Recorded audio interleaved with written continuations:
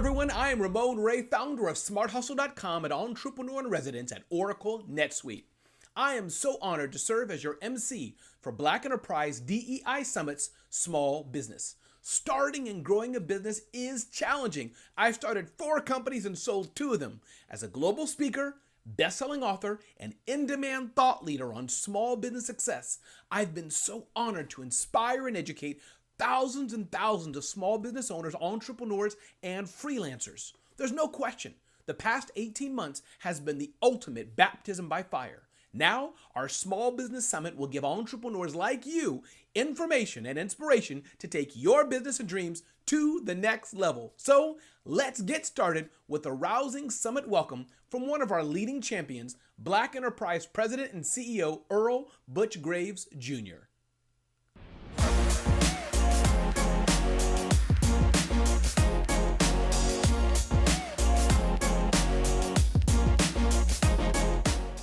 Good afternoon. I'm Earl Butch Graves Jr., President and CEO of Black Enterprise. Welcome to the continuation of the Black Enterprise DEI Summit Series with our special emphasis on small business. It's always been a part of our 5-decade mission to focus on the continued development and advancement of Black entrepreneurs. Even more vital as our businesses contend with this pandemic-stricken environment. For one, Black-owned companies, from retailers to professional services, have been challenged today more than any other period in recent memory. Black firms have suffered the most acute business decline of any other group, a staggering 41% versus just 17% for white-owned companies, and they are twice as likely to shut their doors permanently. Many of these companies have yet to fully realize the investment from scores of corporations that made pledges roughly a year ago to provide opportunities to Black businesses in response to racial inequities that gained global attention after the horrific murder of George Floyd. In short, Black people are still waiting for a true reciprocal trade relationship with corporate America. Despite this ongoing tumult, our small businesses will always represent the backbone of communities of color responsible for providing a myriad of jobs and opportunities. And they continue to display unrelenting tenacity and unwavering resilience. Given this backdrop, what does our summit offer to companies like yours? Strategic guidance and practical steps necessary to ensure that your firm will not only persevere, but realize sustainability and growth. To achieve this objective, our editors have crafted a program specifically designed for entrepreneurs of color that features a collection of speakers who are among the nation's most successful entrepreneurs, leading innovators, and foremost business strategists. Think of them as your A-list team of advisors. They've been assembled here to deliver vital components for you to design a customized plan to place your company on the path to profitability. Over the next few hours, they will offer critical advice on 1, gaining access to capital, 2, securing multi-million-dollar supplier contracts, 3, exploring corporate DEI programs to bolster your business, 4, expanding your company while serving communities of color, and lastly, identifying new strategies for Black female entrepreneurs to scale their firms. Before we get started, I would like to extend my appreciation to our sponsors, Bank of America, Merck, and Wells Fargo, for investing in our dynamic virtual small business summit. Moreover, I want to thank all of you for joining us for our event intended to move your company forward. So let's kick off our Small Business Summit right now. Thanks, Butch. Good afternoon. I'm Derek T. Dingle, Executive Vice President and Chief Content Officer for Black Enterprise. In this current business climate, Black entrepreneurs continue to grapple with the twin pandemics of COVID-19 and systemic racism, among other major challenges. However, the reason we have initiated our Small Business Summit is to present strategies, tools, and opportunities so our firms will not only survive, but thrive. As such, we are extremely fortunate to have with us today Isabella Guzman, the 27th Administrator of the U.S. Small Business Administration. In her vital role, Administrator Guzman serves as the voice of small business, as well as manages nearly $1 trillion in emergency relief funds. Prior to her current appointment as the first Latina in President Biden's cabinet, she served as the director of the California Office of the Small Business Advocate and Deputy Chief of Staff at the SBA during the Obama administration. It is fitting that she is joining us at our summit as the SBA celebrates National Small Business Week. She will share how Black businesses can benefit from the American Rescue Plan and other agency programs. We will discover how our businesses can fully engage in the SBA's thrust of recovery, adaptation, and innovation. Thank you for joining us, Administrator Guzman. It's great to have you with us for our Small Business Summit. Thank you. Thank you for inviting me. It's such a pleasure to be here. Yeah, I think we've crossed paths during the Obama administration. I know that I've had conversations with Karen Mills when she served in the role, and it's great to reconnect, as it will. Okay. What I'd like to start off with is you have said that you're coming aboard at a crossroads moment for small business. Given the pandemic, given the challenges of the past year and the current environment, what is your vision and how is your approach going to be different than your predecessors who have come into this role? You know, the SBA has scaled so dramatically in trying to support small businesses during the COVID pandemic. We've gone from a 40 billion portfolio to over $1 trillion. A number of our partners on our lending and inside just broadly, we've gone from over 1,000 lenders to over 5,000. We really have a unique opportunity, especially with the nation captivated by the story of small business and their survival during this time, to really elevate our engagement, especially with underserved communities. So I just believe it's this critical moment, not only that, but the nexus of having President Biden and Vice President Harris and their strong commitment to equity really gives us an opportunity to just raise the awareness of SBA and raise the presence in communities who have not been able to benefit as deeply from its programs. And I've told my team here that I want us to be as entrepreneurial as the small businesses that we serve. And by that, I mean that we need to look at who that customer it is, because it's changing. And we know that, Black women in particular are starting businesses at the highest rate. And so we need to really be sensitive to what they've had to go through the past year, how their situations have changed on multiple fronts, and serve them best. Well, before we dig into some of the policy issues and some of the programs, you serve as the voice of Main Street. The Federal Reserve Bank had a study that said that 30% of small businesses, some 9 million businesses out there, believe that they may not make it through 2021. What do you say to those businesses to ensure confidence that they will be able to move forward throughout this year?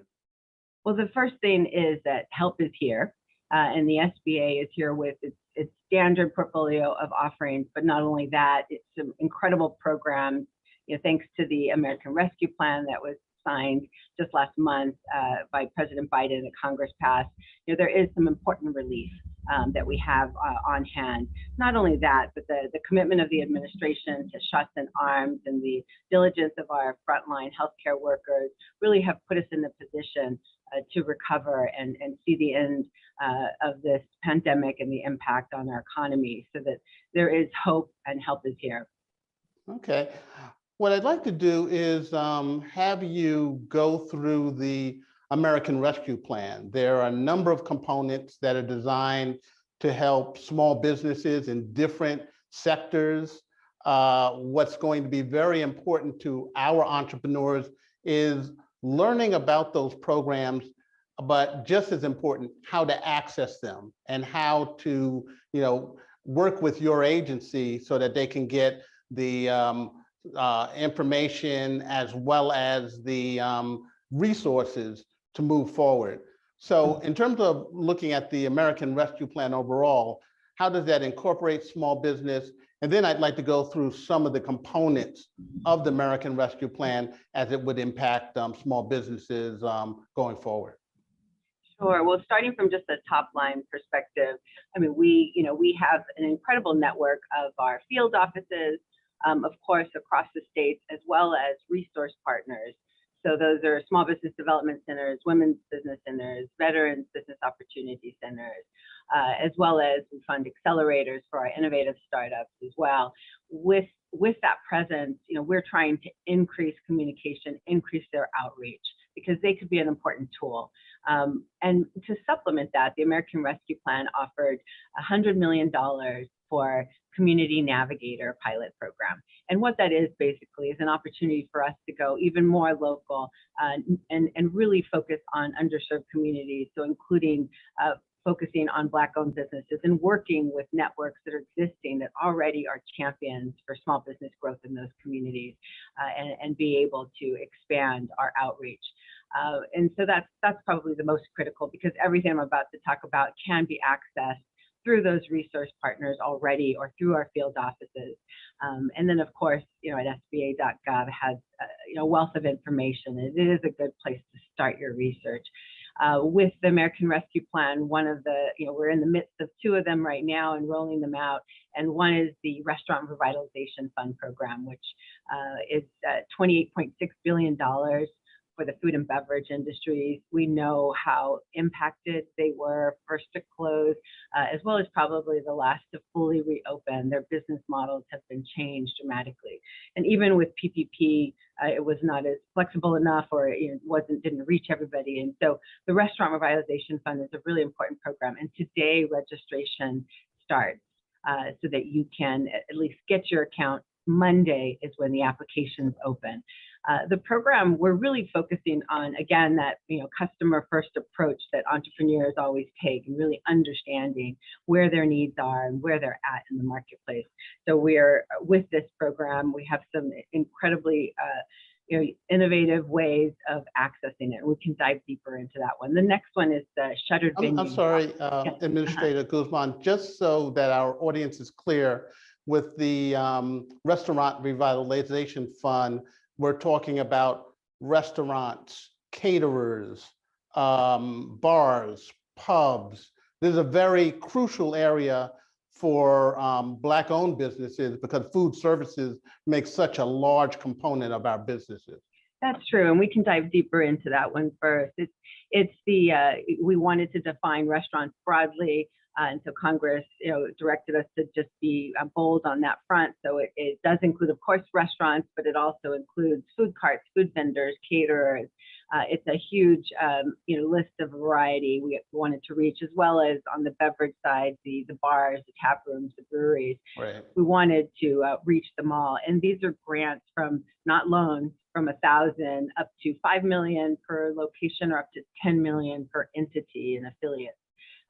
So, because it's such a big industry, and there's such so many that were impacted, we are focusing on, obviously, those who have had impact on their revenues, and also as well, we're prioritizing certain groups. So this is really important because this is a first come first serve program, which is why you need to register now.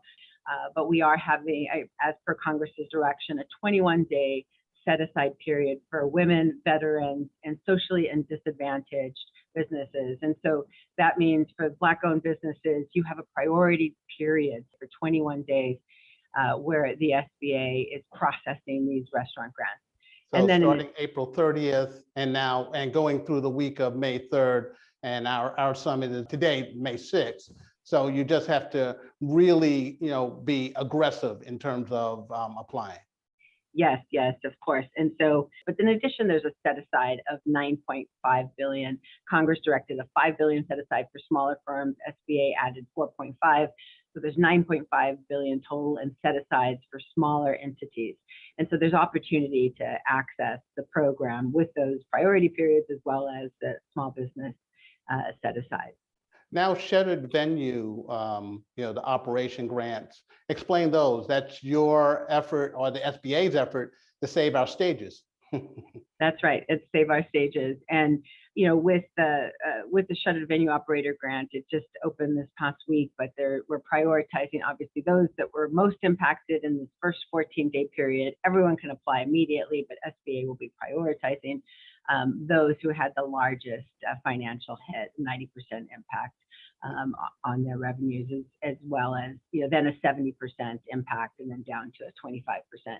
But the important thing is, again, these are grants, not loans, and the program can be accessed now through SBA.gov. Okay, you mentioned Payment Protection Program (PPP) that extends until May 31st.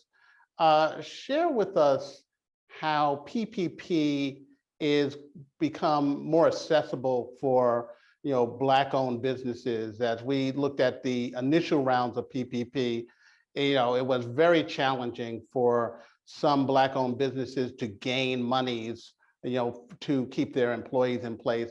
Tell me how the program has changed and why this is going to be a game changer for our businesses. These forgivable loans have definitely supported so many businesses through the pandemic, and the American Rescue Plan included additional funding, $7.5 billion for the Paycheck Protection Program.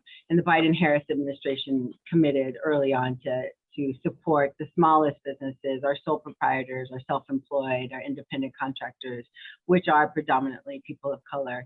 And we've tried to focus on increasing access and the dollar amount that you can access through the program, and just focusing on the implementation, right? How do we get this out and communicate to everybody that this program is accessible to you, working through mission lenders in the community to get this information out. And overall, we've seen some results with the percentage of loans increasing to our LMI communities, as well as our smaller businesses under 5 employees. That's just great. And then also you've expanded the economic injury disaster loan program as well. Talk about the supplemental targeted advance feature. On both fronts, right? We expanded the EIDL loans, and in addition, the targeted EIDL advance. As you know, many people were not able to get the full $10,000 that was initially set aside for businesses. And so the SBA received an additional $15 billion within the American Rescue Plan to focus on these grants and right-size the amount for individuals, focusing on low income and those with the larger revenue impact, 30% drop. And so we are reaching out to the portfolio to increase the funding. So that's an email that comes to you, and that you can access the program. In addition, there's a supplemental beyond the 10,000 targeted EIDL advance, there's a supplemental targeted EIDL advance of $5,000 for those who are in low income areas, as well as have a larger financial impact of 50% or more. So we're really trying to increase those grants that are out there for individuals to survive, as the pandemic has lasted much longer than originally this advance program was created for. Well, as part of the Biden-Harris administration's economic team, now I imagine you're spending some time selling the $2 trillion American Jobs Plan. The focus on infrastructure as a way to build back better, the economy. Share with us how Black-owned businesses, small businesses can benefit from the American Jobs Plan and the infrastructure focus. Mm-hmm. It's important for us to focus on growth opportunities for our Black-owned businesses, and SBA is proud to be engaged in the largest buyers outreach in the world, and that's the federal government. And we're really focused on trying to transform our 8A program as well as just all of our small business programs with contracting. And we really, believe not only the outreach to increase use of this program, but also the support and training that goes into preparing these businesses to go after contracts and multiple contracts and not just become subcontractors, but become the primes. So this is an area of emphasis when we talk about infrastructure spend. That means our small businesses have an opportunity to get contracts. Well, I know that small business development mainstream is deeply personal for you. Based on your background, you come from a family of entrepreneurs. Having said that, share with us, is now a good time for people to go into business? And if it is, what advice do you have for them based on your background and your role in government and policy making as it relates to small business? No, I think that passion does come from my family business and working from a young age with my dad, as is often the case in family-run businesses. And then as well, just starting my own businesses or working with a lot of founders, including on the technology side and commercialization side. We're seeing a shift in terms of the COVID response under Biden-Harris administration leadership. And so, as I said before, there's hope in terms of the end of this with over half of the population having a vaccination, at least one vaccination. So there's that. The marketplace will hopefully soon return to some sort of new normal. But in addition, necessity entrepreneurship has always driven our Black-owned businesses to start and consider what their own path for creating their own job and then eventually creating jobs for others with their small business. And so I think there's always opportunity in terms of small business ownership and pathways. And I think the most important thing is that you need a team. And the SBA has multiple resources to support you, no matter what type of business that you're starting. And so it's critical to reach out and layer that support around you because it is difficult to overcome some of those barriers, and we want to be there to support. And so, through our district offices and our resource partners, as well as some of the innovative portals that we have that we're developing at SBA.gov, arm yourself with information and people who are there to help you. So from your standpoint, there's no bad time to start a business. You just need the ammunition so that you can succeed and grow market share and grow revenues and innovate. That's correct. And we've seen lots of that, opportunity entrepreneurship happening during COVID as the marketplace has changed. People have different needs, and entrepreneurs with great ideas are taking advantage of it. And it's our job to make sure that all those great ideas are supported. And that's where the equity is so critical.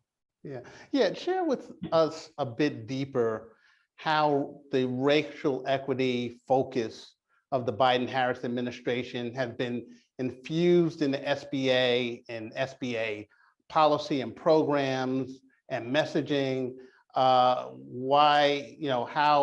What's the impact that you foresee in terms of this racial equity thrust? Yeah, it's definitely permeated in terms of all of our policy. It is a priority. So as I mentioned before, the customer-centric approach, but in addition to that, we're trying to leverage technology to scale the SBA, and we're looking at everything from an equity lens. And that starts with engagement and conversation, similar to what you're facilitating with this great summit, because we need to have insights into communities. And so my team has been reaching out and having conversations with leading organizations and with individuals to make sure that we understand where communities are. We want to meet the businesses where they are and make sure that we're coming to serve those businesses with the offerings that we have at the SBA. So that's first and foremost, is just opening up those conversations, creating bridges, so that we can rebuild trust and engagement with the SBA. And then, secondly, from all of our policies, we need to look at how communities are different and whether it's the capital side and understanding some of the historic barriers that have reduced wealth building, or if it's on programs, understanding where additional technical assistance or different approaches might be helpful. And we're just trying to focus on making sure that our programs fit the entrepreneurs and the changing face of entrepreneurship. Given last year and the events of last year, the aftermath of the George Floyd tragedy and such, corporate America, much of corporate America stepped up and made announcements embracing racial equity. A large focus of that was the investment in Black-owned businesses, or proposed investment in Black-owned businesses. Having said that, has the SBA had a greater partnership with these corporations, and how do you see that manifesting itself going forward? Mm-hmm. Yeah, it's important. I mean, I often cite the Morgan Stanley study that showed that there's a 4.4 trillion opportunity gap because we don't invest enough in our diverse businesses and women-owned businesses. And I think that's true with our private partners as well as at the SBA. And so we really, have wanted to focus on those investments and those opportunities. We are just starting to do that outreach across our corporate partners, and some of it's reflected within our small business investment companies and the type of support that they're receiving. But we definitely want to take advantage of the interest and the support that's out there and leverage our programs to further expand that, capital access, investment access, opportunity access for our diverse businesses. Yeah, and you have programs in place that will position companies to grow also on the corporate side. I know you have, you talked about contracting earlier, but you have the mentor protege program so that you can scale up businesses, or that they can gain the advice as well as the resources to scale up. And then you have the Emerging Leaders Initiative. Can you share more about that in terms of strengthening minority businesses, Black businesses, so that not only can they be effective in government contracting, but also on the private side as well? Yes, the Emerging Leaders Program is a great example of how we need to focus and accelerate businesses in order to have good, successful outcomes, because they've had incredible outcomes with the deep learning that they experience in the multi-week program. And these programs are available and accessible. So reaching and connecting to your district office is really important to try to take advantage of some of these programs. But those, we also have growth accelerators that we fund through our Office of Investment and Innovation for the more tech and science-based startups that are out there and trying to take advantage of government grant programs as well for innovation. But the bottom line is that we know that cohort learning with amongst peers is what's valuable, that sense of community that you develop, and we're constantly looking for opportunities to grow those types of programs. This summit is airing during National Small Business Week, so we see ourselves as a part of that. So tell me, what are some of the other planks or of the whole focus on recovery, adaptation, and innovation? That's the theme of National Small Business Week. And what can our entrepreneurs take away from that thrust that will help them moving forward? We know that entrepreneurs have to focus, and SBA, that's with our programming, have to focus on not only access to capital, the loans, the investments, the grants that are available, but also the access to markets, the revenue side of the equation. And that's with our contracting or international trade, or even just e-commerce strategies expanding in home marketplaces. And then in addition, the last thing is access to networks, which really leverages the other two, but being able to set up networks and communities to support our entrepreneurs. So across those three areas of focus, just know that the SBA is here to help. We have programs, or the federal government has programs that we direct to in order to support everything from our Main Street businesses to manufacturing to our innovative startups that are changing the world and solving global problems. What has been a great part of the SBA over its decades of engagement with small businesses is that you found that during times of crises, during economic downturns, you've seen the evolution of entrepreneurs and the evolution of entrepreneurs in new industries. And I think this is going to be one of those moments where we're going to see the development of new entrepreneurs, millennials, Gen Z, and they're going to innovate and create whole new industries. Is that what you foresee as we go forward? And how does the SBA support them in terms of being those innovators?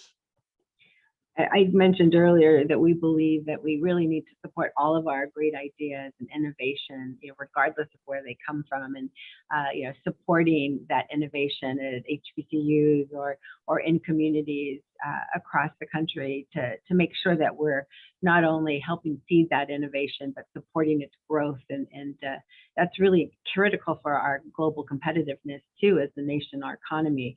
We know that 2/3 of net new jobs come from our small businesses, but a lot of that too is with our innovative startups and technology startups. And we're seeing these young millennials just come up with some incredible ideas to solve problems, and we need to be there to support them. Provide them the investment and the additional training and that team to ensure that they grow. Yeah, as you said, the HBCUs will definitely seed that level of entrepreneurship. So it would be great to see how the government interacts with HBCUs to not only develop entrepreneurs, but also to help them commercialize some of their research and create business development and sources of revenue through that as well. Definitely, and we have our small business innovation research grants, and as well as our growth accelerator programs that are really leveraging the federal spend on research and development so that we can support those entrepreneurs, as well as commercialization programs that are layered around that. So I think there's great opportunity to better support our diverse communities and ensure that all entrepreneurs are supported. Well, this has been a great conversation. What I'd like to do is just give you the opportunity to share any parting words that you have to our audience, to our Small Business Summit audience, the National Small Business Week audience, in terms of how you see entrepreneurship going forward and SBA's role in that. Yes. Well, overarching, Biden-Harris administration is committed to building an equitable economy. And for entrepreneurship, that means let's make sure that there are ecosystems to support all of our entrepreneurs. We've talked so frequently over the past year about how small businesses are the backbone of our economy, and they truly are, with the number of jobs that they create and retain. And what's important to know is that we're the voice of small business as well, with this great portfolio of programs. And I really want the small businesses to feel like the giants that they are in our economy. And that's why the SBA is here to help. We're here to customize offerings for our small businesses and make sure that they fit for the emerging entrepreneurs that we know are going to grow our economy into the future. Well, Administrator Guzman, thank you so much for joining us. Thank you so much for kicking off our Small Business Summit. And we look forward to following up as the year progresses. And once again, congratulations on your appointment. And we look forward to big things from SBA under your stewardship. Thank you so much for this opportunity. I look forward to the partnership. Thank you.